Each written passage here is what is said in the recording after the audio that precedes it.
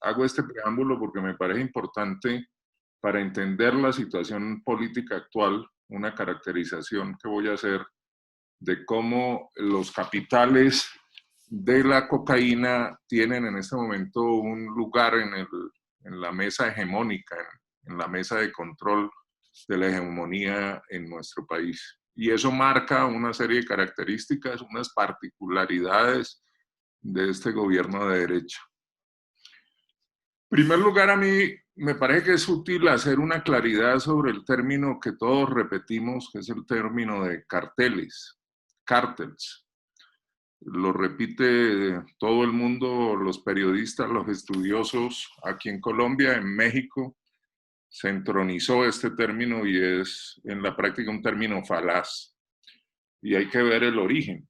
Quien se inventa o propone usar este término en el marco de la economía ilegal de la cocaína es el corresponsal del Washington Post en Bogotá en los años 70, que vio un fenómeno que es muy distinto a un cártel en el término clásico de economía, que el cártel es una alianza entre varios productores para fijar el precio para que no haya competencia.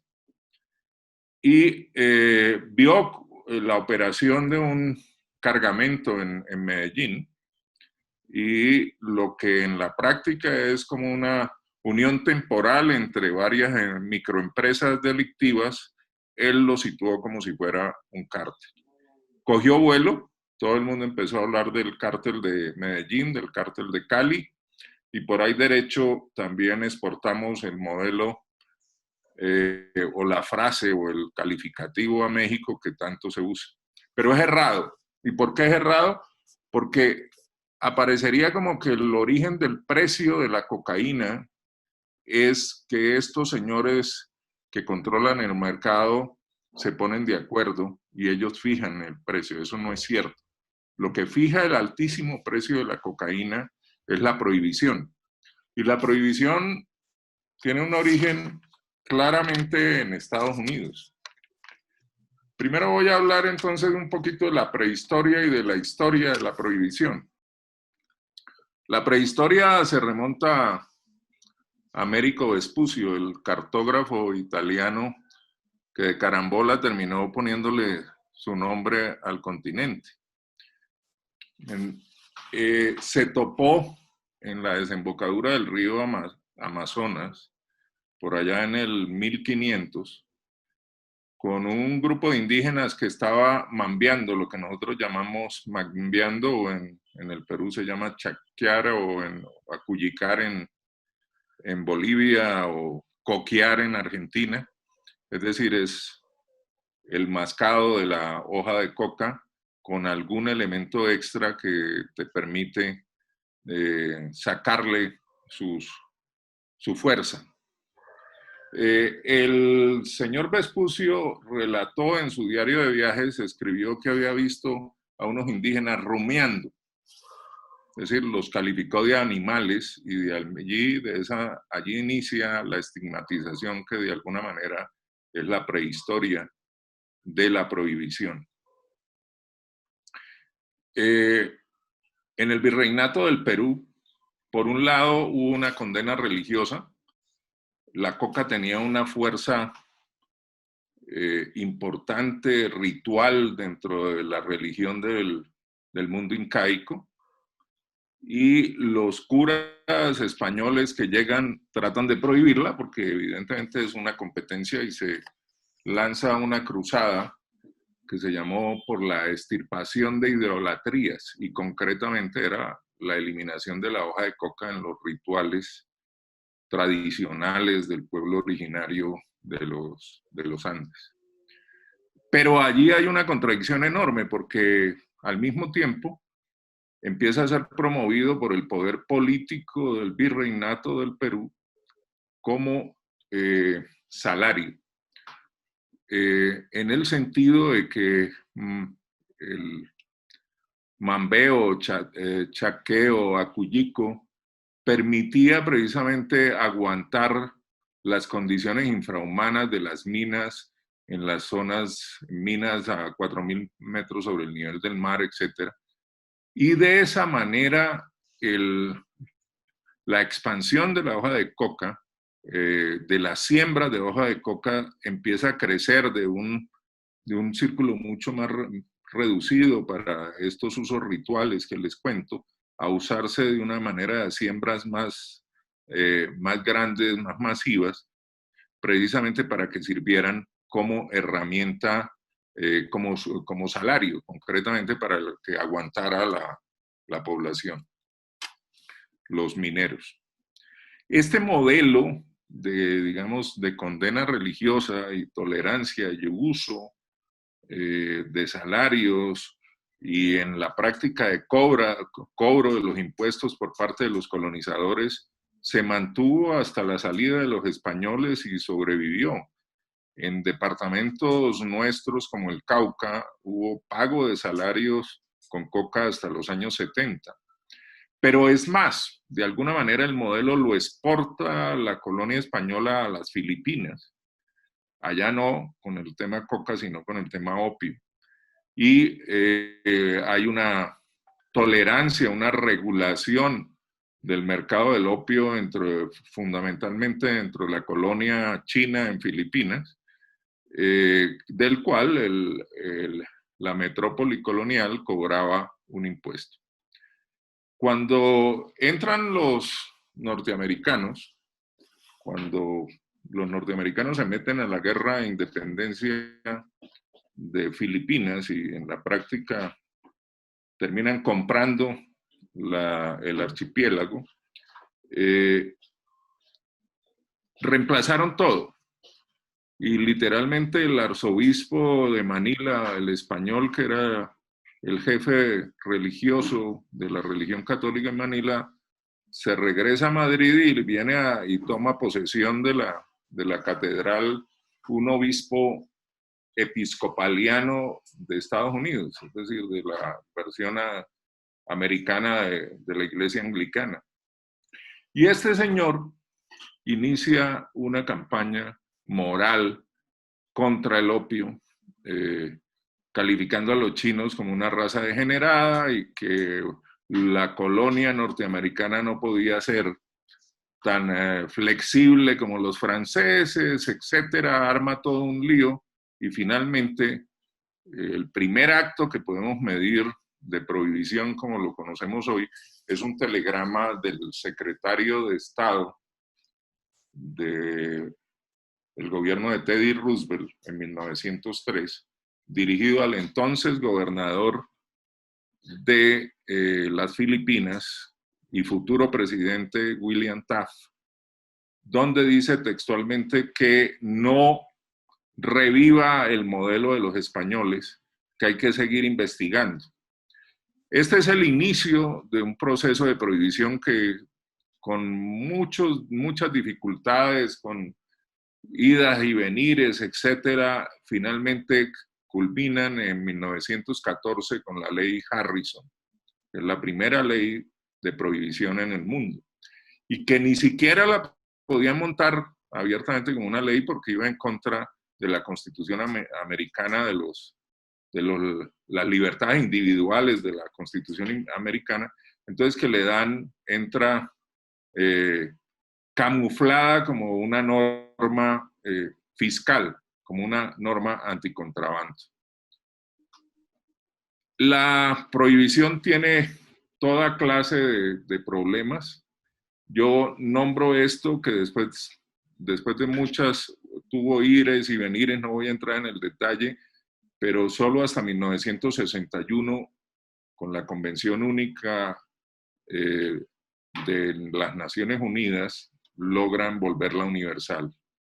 Pero hay un hecho que quiero anotar y es que el primer documento médico, científico, que califique, que evalúe el daño en la salud, daño fisiológico y daño psicológico de las drogas, que en ese momento estaban prohibidas, que eran solo la morfina, el opio, la coca y la cocaína. No estaban la marihuana, ni la heroína, ni los barbitúricos. El primer documento médico es de 10 años después de la ley, es de 1924. Y todo indica que es precisamente la mala calidad de la droga prohibida la que genera el daño, no la droga en sí, porque no existen reportes antes de la ley de que los consumidores tuvieran algún lío en términos de que quedaran inactivos del trabajo. En buena medida los consumidores eran clase media que pagaba sus impuestos, que iba a trabajar, etcétera. Y esto, como lo conocemos, el fenómeno, es algo que viene también con la prohibición. El origen es puramente moral, religioso, pero después aparece una serie de roles, un par de roles muy claros, un rol político y un rol económico. El rol político es lo que conocemos, la herramienta de la prohibición como un mecanismo para estigmatización y represión de minorías en Estados Unidos. Entre los cerca de 2 millones de presos que hay por droga en Estados Unidos, la mayoría son población afroamericana. Y al mismo tiempo de intromisión en los países soberanos, y concretamente lo tenemos muy claro en Bolivia, en Perú, en Colombia y en México. El elemento económico, aunque muchas veces a lo largo hemos repetido la historia, un discurso tradicional que es que a los gringos les molestaba que esa plata se les fuera al contrario, yo estimo que funciona como un multiplicador keynesiano, la droga, dentro de Estados Unidos. El Chapo Guzmán, lo que en Colombia llamamos un corone, que es cuando consiguen llegar el producto al mercado terminal. Lo máximo que puede haber conseguido en Laredo, Texas, o en Tijuana, California, es del orden de $30,000 el kilo. Mientras el promedio histórico de 1 gramo de cocaína, como en la jerga se llama partida, es decir, ya diluida, mermada en su calidad, en Nueva York es del orden de $97 el gramo. Es decir, allí tenemos un diferencial que si fuera pura, estaríamos hablando de un diferencial de que por una inversión de 30 se obtienen 100. Si consideramos lo de la degradación de la pureza, perfectamente estamos hablando de tasas de ganancia del orden del 500%. Es decir, que los verdaderos narcos están dentro de Estados Unidos y los mal llamados carteles mexicanos o colombianos son simplemente minoritarios al lado de ese elemento. En los últimos años ha empezado a ser evidente que la cocaína en Colombia tiene una función macroeconómica de estabilizador macroeconómico importante. En el 2014, cuando se cae el precio mundial del petróleo, Colombia no se vio afectado por esta crisis que afectó a muchos países. Colombia, cuyo rubro fundamental en ese momento era el petróleo también, no se afecta. ¿Por qué? Porque de alguna manera el peso económico de la cocaína es mucho más grande de lo que nos imaginamos. Hace poco publiqué un artículo académico muy interesante, que es de nadie más ni nadie menos que de la mano derecha de Uribe, del conocido Uribito, quien recopiló información en la cárcel de la Florida y nos da una cuestión que no conocíamos, calcula la utilidad del narcotráfico, de los capitales de la cocaína en Colombia, y da una cifra de que lo que se obtiene, su cálculo, el cálculo que él hace de las rutas que conoció a Estados Unidos de gente que estaba presa en la Florida, es del orden de $12.000 el kilo, que sería lo que llegaría a Colombia en neto. Él hace unos cálculos y llega a la conclusión precisamente de que fue la cocaína la que reemplazó al petróleo. El señor Arias, en la medida en que trata de darle un uso político a esta información, presenta como si eso fuera algo exclusivo del gobierno de Juan Manuel Santos, de los 8 años de Santos. No es cierto. Es decir, igual que se presentó, que da las cifras de cómo se presentó, que su estudio son los años en que está preso, nada indica que eso no existiera antes y no existiera después. Incluso él empieza a hablar de cifras del 2005, pero después habla como si solo hubiera aparecido en el 2014, precisamente con la caída del precio del petróleo. Hay también un elemento que conocemos todos, es una función microeconómica de los capitales de la cocaína. Es decir, ¿esto qué es? Las inversiones básicamente que conocemos, las más públicas son las de infraestructura. Ciudades como Medellín y Cali, que hubo una época en que tenían un montón de apartamentos sin usar, pero comprados, vendidos, con gente que invertía en ellos, precisamente como un mecanismo de lavado de dineros. Pero últimamente hay un caso emblemático que es el de los negocios de un narco que se le da el nombre de Memo Fantasma, y una investigación de un investigador británico. El último elemento es, yo no hablo de legalización, yo hablo de derogación de la prohibición. La prohibición, como narré al inicio, es algo que apareció hace 106 años en Estados Unidos, que se generalizó hace 59, se volvió universal hace 59. No es lo natural, pero a todo el mundo nos lo han vuelto como lo natural. Desde sectores incluso de izquierda, de alguna manera asumimos la prohibición como lo natural, y eso es un error. La situación que se nos viene, hay mucha información de que se podría empezar a discutir mecanismos de derogación de la ley de prohibición en Estados Unidos si gana la dupla Biden-Harris. Hay mucho elemento que indicaría que apuntaría hacia allá. Y eso en este momento sería algo muy problemático para nosotros en Colombia y seguramente en México y en los demás países. ¿Por qué? Porque una derogación de la prohibición o legalización, si quieren entenderlo de esa manera,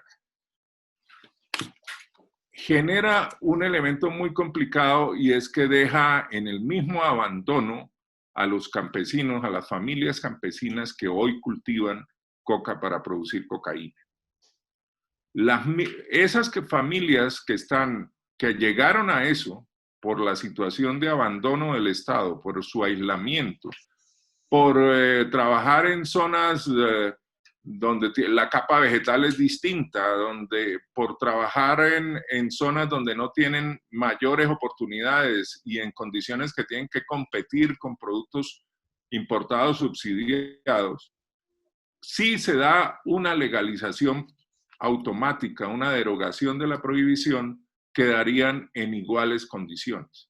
En paralelo, tiene que haber una correlación, y la política de izquierda tiene que ser la de promover una correlación entre esa eliminación de la prohibición de la producción, mercadeo y consumo de la droga con mecanismos de desarrollo alternativo en el campo, imitando a la coca.